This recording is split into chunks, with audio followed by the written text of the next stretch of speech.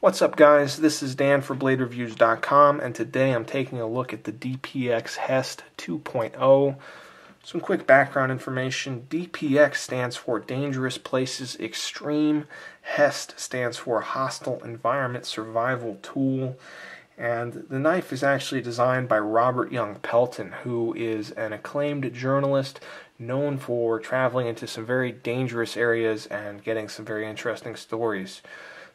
Confession time, I did not take this anywhere even remotely dangerous, nor did I really hard use it at all, so this review is going to be more of an overview. So let's take a look at the knife itself. The Hest 2.0 has an overall length of 7.6 inches. It's got a 3.67 inch long blade, and it weighs 5.1 ounces. I've got some knives here that we could use for a size comparison, so let's put a paramilitary 2 down next to it, and a zero tolerance 0550, another kind of chunky frame lock folder, and then finally I've got a Spyderco Sage 1, which is actually fairly close in terms of overall length to the Hest here. So there you have it, some quick comparisons. Let's pull these knives off the table and take a closer look at the blade here, which happens to be a modified drop point design. So you can see here, the first thing that I really noticed about this knife were just the bold and aggressive lines. You've got this incredible sweep to the belly, coming up to an extremely fine tip, quite sharp, and you've got this other kind of interesting line coming down, for your drop point, and very bold and quite aggressive. I tend to like that look, and the blade shape is what really attracted me to this knife in the first place. What we have here is a high flat grind, not quite a full flat grind, and it makes the knife a pretty decent slicer considering that the blade thickness here is over 5 millimeters. You're looking at a very thick piece of D2 tool steel. Now, D2 is actually referred to as a semi-stainless steel. It's not technically a stainless steel, but it is not nearly as prone to rust and corrosion as, say, something like 1095 and those other more traditional high-carbon steels. What D2 is actually an excellent blend of toughness and edge retention, two qualities you don't always find in a lot of stainless steels. So I think it's a very nice choice of steel here, considering this is supposed to be a hard-use tool, and I've had good success with D2 in the past on some of Benchmade's offerings, so I like the choice of D2 here. It will rust, however, so in this case, the folks over at DPX decided to give this one a nice black diamond-like carbon coating, which I think was an excellent choice here. I like the look of the matte black finish on this knife, and as I said, it will help prevent staining and rust and that sort of thing. Rounding out our blade here, we actually have a bottle opener, which is a fairly interesting addition and really does help set the look of the knife apart. To be honest with you, I've never used the bottle opener.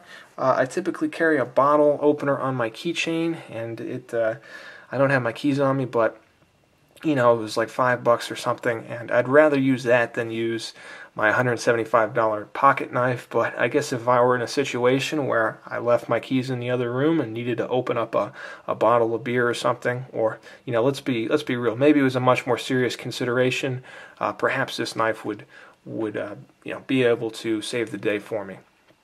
Let's take a look at the handle here, and what we've got is a piece of olive drab green G10. It doesn't have a liner, but it has been beautifully finished. I really like the way that they've done this handle, and in fact the knife is made by Lion Steel over in Italy, so they did just an excellent job here. On the flip side, you've got a nice stonewashed titanium handle slab, and which doubles as your frame lock, and I love how that this handle has been done here. The detail of the stone wash is quite nice, and the handle overall, you've got great screw together construction and a wonderful kind of semi flow through design. You've got kind of a small backspacer here, so I like that a lot. One thing to note, though, is that you've got something of a lanyard hole here, which has actually been blocked by the pocket clip. So I thought that was kind of interesting. I guess this lanyard hole doubles as some sort of driver, but if you're a fan of a lanyard, but you also like a pocket clip, I think unless you use a pretty thin lanyard, you're going to be kind of out of luck here. I don't know, maybe you could snake 550 cord through there still, but I thought that was kind of an interesting little detail. And speaking of the pocket clip, let's go ahead and take a closer look at that. And I've got the roto lock engaged here. We'll talk about that in a second. But what you have here for your pocket clip is a very deep carry clip, simple. I don't particularly care for the Hest logo on here. It would have been nice if they just gave this like a DLC coating. I think that would be cool. And on top of your pocket clip, you've actually got this little glass breaker. Now, if you're not a fan of this glass breaker, it is kind of uncomfortable in reverse grip, for example. You can swap it out with this other little screw, I guess. This is really just a retaining screw that they include with the knife. So you've got the option. And the way to do that is you use this little alien-looking multi-tool that comes with the knife. So you got this alien-looking multi-tool, and you just kind of thread it over your screw here, and then you can remove this glass breaker, and you can even remove the pocket clip if you want. Now, to tell you a little bit more about the pocket clip, as you already know, it's a deep carry clip. It is not reversible. You've got right side tip-up carry only, so you're kind of stuck there, but the retention's good. It is very deep and fairly discreet in terms of the carry, and I like it. You know, it's not a bad pocket clip. Let's take a closer look at the ergonomics, and in a forward grip, it's a very comfortable knife. You've got plenty of room for your fingers, and it takes the hand quite well. Along the top, you've got some nice functional jimping. What's interesting about this jimping is that it doubles as a wire stripper, or a set of wire strippers here. So again, they've kind of integrated some multi-tool capabilities into the knife. Pretty cool, especially if you're stuck out in the middle of nowhere and you've got nothing else, you know. Maybe you're in an urban survival situation. I could see where having wire stripping capabilities to be pretty handy here. In reverse grip, the knife is fairly comfortable if you swap out this glass breaker for the flat portion. So if you're going to be using this knife in reverse grip a lot, it's really not that comfortable with this pointy glass breaker on there. Let's take a closer look at deployment. What you've got are ambidextrous thumb studs. They're easy to get at, and they work fairly well.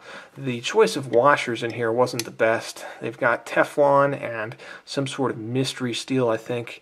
Maybe they're both Teflon, actually. It looks like they're both Teflon, but whatever they are, they're not phosphor bronze, which would be my choice for a knife that comes in at this price and uses this kind of high-end materials and has this kind of great fit and finish. Putting Teflon washers on here just seems totally out of place, in my opinion. So that is what it is, though. The knife is still fairly smooth. You're not looking at the fastest deployment, but it does deploy, you know, without too much trouble. What bothers me a little bit more, to be completely honest with you, is the lockup on mine. You know, I don't have a problem with the actual lockup itself. I know the original Hest folder had some issues with, you know, lock, rock, and issues with lockup, but mine locks up very solidly. I've got no play in any direction. But what I do have is a very sticky lock, and that really bothers me. I'm not a fan of the sticky lock at all, and it's probably my biggest complaint here. So if they were to fix that, I would really like this knife a lot more, especially if they threw in some phosphor bronze washers. It's still a cool piece. In addition to the titanium lock, you've got this roto lock here, which works as a lock bar stabilizer, but it also works as a sort of a fixed blade, sort of capable knife. It transforms the knife into something of a fixed blade.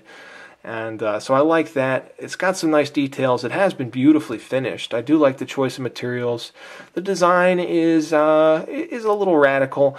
I like some parts about it. Other parts I don't care for too much. But really, the sticky lock is my biggest gripe. And so I wouldn't call this a home run knife or anything, but it's very cool. It's quite unique, and if you want to roll the dice or buy the knife in a store, maybe you can get one that doesn't have a sticky lock like mine. So there you have it, guys. There's my review of the DPX Hest 2.0. I hope you enjoyed it. Thanks so much for watching. Again, this is Dan for BladeReviews.com. Guys, take care. Be safe. I'll be back soon with another knife review.